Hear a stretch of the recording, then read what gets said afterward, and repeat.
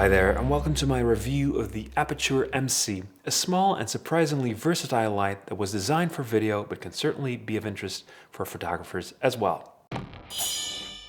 My first impressions of this thing was, wow, that is smaller than I expected. And that's great because that means that you can take it with you when you're traveling light and you can add some creativity to run and gun projects. Number 2, magnets. As you know, everything is better with magnets, and the MC delivers. They have a 1/4-inch thread, so you can already mount them to a lot of your gear, but thanks to these magnets on the sides, you don't even have to bring your any clamps or a light stand, since any piece of metal will do. They include little rubber diffusers that soften up the light and give it a wider spread. Nice. We are working with a very small screen here, so this was never going to be a stellar user interface. But all in all, I feel they've done a good job here. You can also use the Sidus Link app to control it and even to set up some more complex lighting scenes. Battery life is fine, about 2 hours at max brightness, and you can use any USB battery pack or charger to power it via USB-C.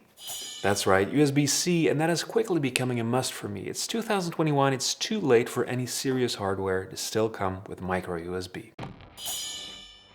A small thing perhaps, but these do not work with Aputure's classic 2.4G remote. If you're like me, I got a couple of these lying around. The thought of having to boot up an app just to dial down a light feels like a bit of a nuisance. I know, first world problems. I think the Aputure MC is a really versatile light, but if you've never used this type of light before, be warned that you should probably read that as very versatile in low light conditions. For example, if you're shooting an interview indoor with a fair amount of daylight coming through the windows, these are probably not going to be strong enough to work for you as a hair light or an accent light.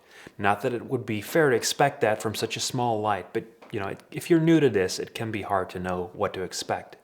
In conclusion, at about $106 or about as many euros, I think these are fairly priced, and especially if you do a lot of video or photography in low light situations, these can really open up so many possibilities, from turning a white wall into a colorful background, to adding dashes of light to an otherwise boring scene, or even as a key light in the dark. So, a lot of creative options, and for me, an easy recommendation. Thanks for watching, and see you next time.